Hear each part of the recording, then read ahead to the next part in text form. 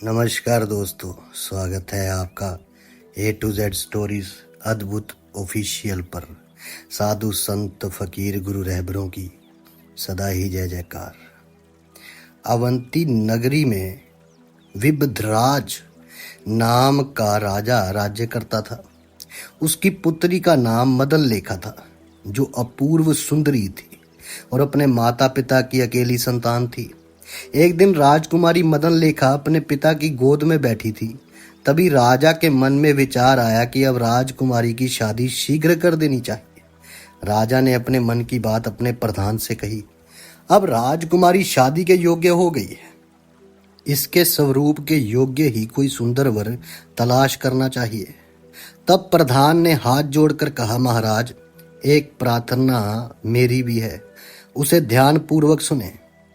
मेरा कहना है कि आपकी वृद्धावस्था है और अब पुत्र होने की भी आशा नहीं है। बेटी के सुख को ही आप अपना सुख समझें और राजकुमारी के लिए कोई सुंदर वर खोजकर कन्या का विवाह कर दें। दामाद भी बेटे के समान होता है।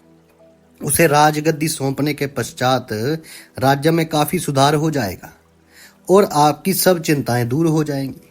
अपने प्रधान का सुझाव राजा को पसंद आया। तब राजा ने कहा, प्रधान जी, इस समय आपने उचित राय दी है। अब आप तुरंत हाथी की सूंड में माला देकर और राजकुमारी को उस पर बैठाकर नगरी में घुमाओ। राजकन्या जिसके गले में माला पहना देगी, राजगद्दी उसी को सौंप दी जाएगी। राजा का विचार प्रधान को बहुत पसंद आया। तब उसने राजा की आज्ञा अनुसार खूब बड़ा मंडप तैयार करवाकर दरबार को सजवाया और हाथी की सूंड में माला लटकाकर राजकुमारी को उसकी सखी सहेलियों के साथ हाथी पर सवार करवाया। उस हाथी के आगे पीछे राज्य के मुख्य सरदार, दरबारी वगैरह चल रहे थे। सारी नगरी घूमने के पश्चात किले के पास आकर हाथी ठहराया। उस समय वहां 8-10 पहरेदार खड़े तमाशा देख रहे थे। तब राजकुमारी ने अपनी सहेलियों की सलाह से हाथी की सूंड से वरमाला उठाकर विक्रम के गले में पहना दी। माला के पहनाते ही ढोल ताशों बजने लगे और विक्रम को भी सम्मान के साथ हाथी पर बैठाया गया और फिर हाथी पर फूल बिखेरते और मोहरे लुटाते हुए उसे सभा मंडप में ले आए। तब फिर सबको पता लगा कि वे राजकुमार है, वरना तो बहुत से लोगों ने कहा कि ये कुम्हार है, इससे राजकन्या का विवाह नहीं होना चाहिए। लेकिन विधि का विधान जो होता है वही होता है। प्रधान ने उस कुम्हार को बुलवाया और पूछा कि विक्रम किस जाति का है। तब कुम्हार ने बताया कि मिथिला नगरी की राजकन्या सत्यवती इसकी माता है और स्वर्गलोक में रहने वाला पुरोचन गंधर्व इसका पिता है, जिसे गंधर्व सेन भी कहते हैं। विक्रम का पिता गंधर्व है। ये सुनकर प्रधान को परम आनंद हुआ और उसने राजा के पास पहुंचकर सारी बातें बताई। तब राजा ने मिथिला नगरी के राजा सत्यवर्मा को बुलवाने के लिए कुम्हार को भेजा और साथ ही बहुत सी भेंट पूजा की। कुम्हार ने सारा हाल सत्यवर्मा को बताया तो राजा ने प्रसन्न होकर कुम्हार का स्वागत सत्कार किया।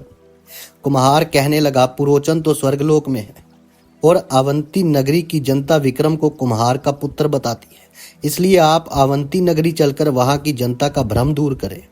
राजा सत्यवर्मा ने कुम्हार के साथ चलने में जरा भी देरी नहीं की। वे अपने चुने हुए सवार साथ में लेकर और स्वयं हाथी पर कुम्हार के साथ सवार होकर मंजिल दर मंजिल तय करता हुआ अवंती नगर में आ पहुंचा। सत्यवर्मा ने सबसे पहले अपनी पुत्री सत्यवती से भेंट की। तब सारा संदेह दूर हुआ और फिर विबधराज राजा से मिला। विदर्भ राज को सत्य बात विक्रम के नाना सत्यवर्मा और माता सत्यवती ने बताई, जिसे सुनकर विदर्भ राज ने विक्रम का राज्य अभिषेक किया और फिर दान दक्षिणा देकर धूमधाम से राजकुमारी मदन लेखा का विवाह विक्रम के साथ कर दिया। तब राजा सत्यवर्मा ने विक्रम को मिथिला नगरी का सारा राज्य सौंपकर वहां का राजा बना दिया और आशीर्वाद दिया कि अभी तुम 2 राज्यों के सम्राट हुए हो, आगे ईश्वर तुम्हें चक्रवर्ती सम्राट बनाए। जब तक गंगा जमुना में जल रहे तब तक तुम्हारा यश संसार में कायम रहे। सज्जनों, विक्रम 2 राज्यों का राजा बना और भर्तृहरि जी को अपना युवराज बनाया। वे दोनों सलाह सुम्मत से राजकाज करते थे। तब शुभमती प्रधान ने अपनी कन्या का विवाह भर्तृहरि जी से करना चाहा और इस बारे में विक्रम जी से सलाह की।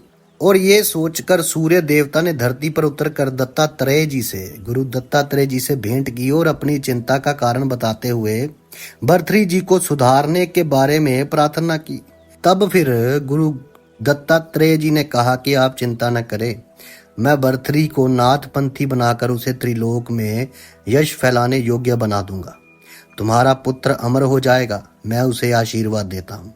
उसका भविष्य बना हुआ है, समय आने पर ही वे गुल खिलाएगा। आपने मुझसे मिलकर मुझे याद दिलाया, ये अच्छा किया।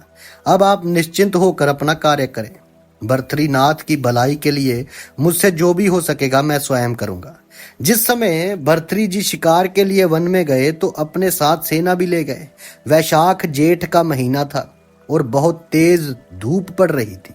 दोपहर ढलकर शाम हो गई थी, पर उन लोगों को पीने के लिए कहीं भी पानी नहीं मिला।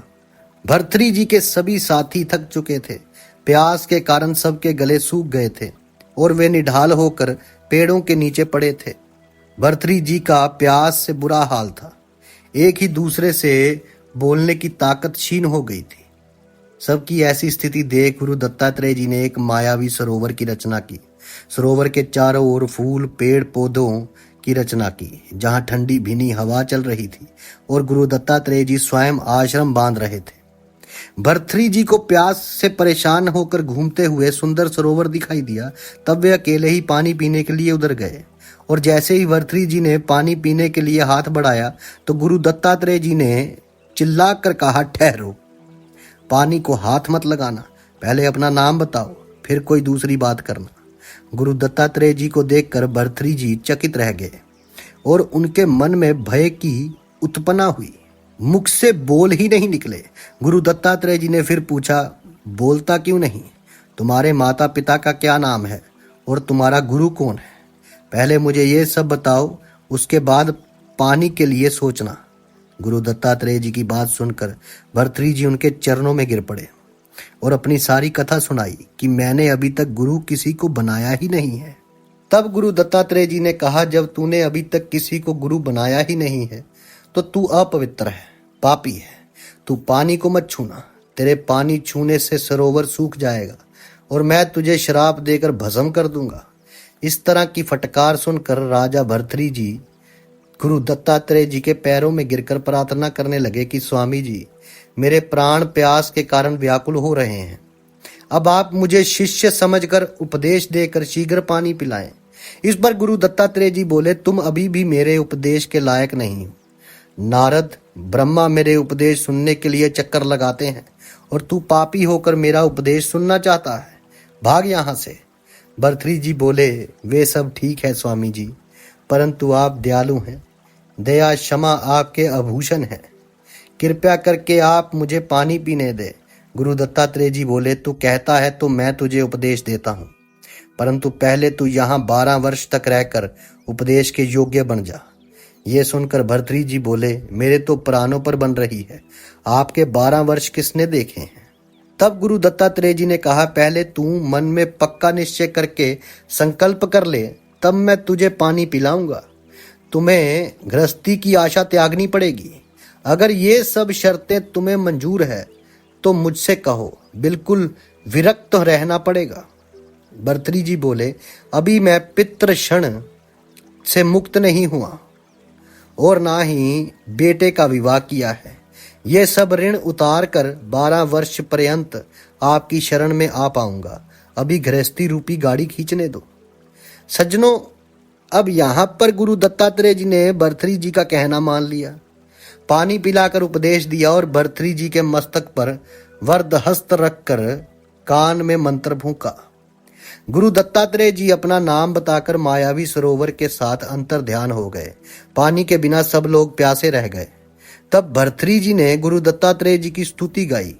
तब उन्होंने भोगावती गंगा से जल लाकर सबकी प्यास बुझाई और कामधेनु गाय से भोजन प्राप्त कर सारी सेना को भोजन करवाया। सब लोग भोजन से तृप्त होकर उज्जैन नगरी को चले गए।